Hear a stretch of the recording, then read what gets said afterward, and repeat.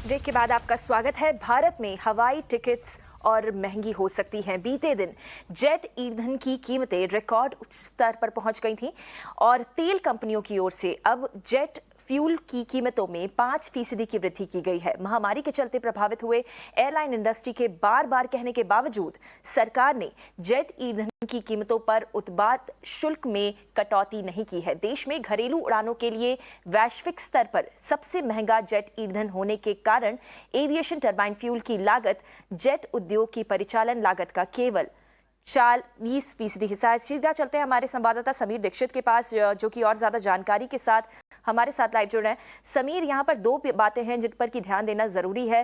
पहली बात तो ये कि हवाई यात्रियों की जेब पर अब बोझ पड़ना करीब करीब तय माना जा सकता है, और दूसरी बात ये कि कहीं ना कहीं एविएशन सेक्टर की जो रिकवरी है उसमें भी बाधा आएगी। जी बिल्कुल, आपके दोनों सवाल वाजिब हैं। ये बात सही आप कह रहे हैं कि चूंकि जो जेट ईंधन है, जो जिसको हम एविएशन टरबाइन फ्यूल कहते हैं, ये किसी भी एयरलाइन के ऑपरेशनल कॉस्ट को यानी कि संचालन में तकरीबन 35 से 40% का ये कंट्रीब्यूशन करता है। यही वजह है कि इसके दामों में जितना इजाफा होता है उतना ही एयरलाइन के परिचालन में उसका दबाव आता है, उतना ही ज्यादा खर्च बढ़ता है और उसकी सीधी मार वो आप देख सकते हैं कि आने वाले वक्त में हवाई किराए में इजाफे के रूप में आप देख सकते हैं।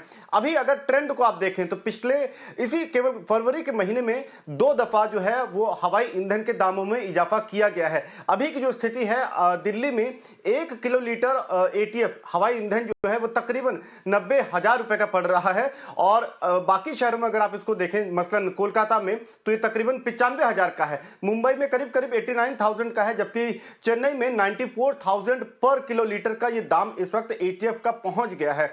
यही वजह है कि और अगर आप पिछले 2 महीने में देखें तो 3 दफा इस एटीएफ के दाम में इजाफा हुआ है। तो जो आपने बात कही कि 5% का इजाफा हुआ इस महीने, जबकि 2 महीने के अगर आप आंकड़े देखें तो 22% एटीएफ के दामों में बढ़ोतरी हुई है। यही वजह है कि एयरलाइंस पर जबरदस्त दबाव है, उनके फाइनेंसेस पर इसका ज्यादा बोझ नजर आ रहा है और यह माना जा सकता है कि आने वाले वक्त में अहम सेक्टर्स पे, मसलन दिल्ली मुंबई, दिल्ली चेन्नई जैसे जो रूट है जहां पे सबसे ज्यादा एयर ट्रैफिक है, वहां पर आप हवाई किराए में कुछ वृद्धि या इजाफा होता हुआ देख सकते हैं। और अगर आप ट्रेंड देखें, आप आंकड़े देखिए तो बड़े दिलचस्प हैं। 1 जनवरी 2021 पिछले साल जो हवाई ईंधन प्रति किलो लीटर तकरीबन 50,000 का था, वही हवाई ईंधन आज लगभग दोगुने दाम पर पहुंच गया है। आज उसकी कीमत लगभग 90,000 है। तो यही वजह है कि एयरलाइंस के पास हवाई किरायों को बढ़ाने के अलावा ज्यादा विकल्प बचता नहीं है। यही वजह है कि अगर आपने एटीएफ के दामों में आने वाले वक्त में कोई उसमें कमी नहीं देखी तो हवाई किरायों का बढ़ना लगभग तय माना जा रहा है। और इसके अलावा एक बात और आपको बता दें कि जो टैक्सेशन है, जो टैक्स लगता है एटीएफ पे, वो भी जबरदस्त है। इंडिया में जो टैक्स लागू होता है वो दुनिया में कुछ हाईएस्ट टैक्सेशन कंट्रीज में से इंडिया का एक नाम है। यहां पर राज्य अपने अलग टैक्स लगाती है, केंद्र के अलग टैक्स है। यही वजह है कि जो टैक्सेशन है वो इतना ज्यादा है कि उसके चलते भी ऑपरेशनल कॉस्ट एयरलाइंस का काफी ज्यादा बढ़ जाता है।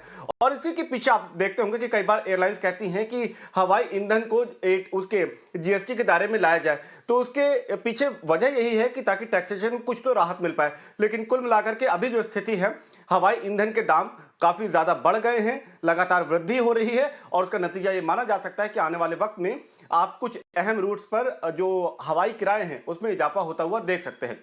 जी बिल्कुल समीर, शुक्रिया इस पूरी जानकारी के लिए।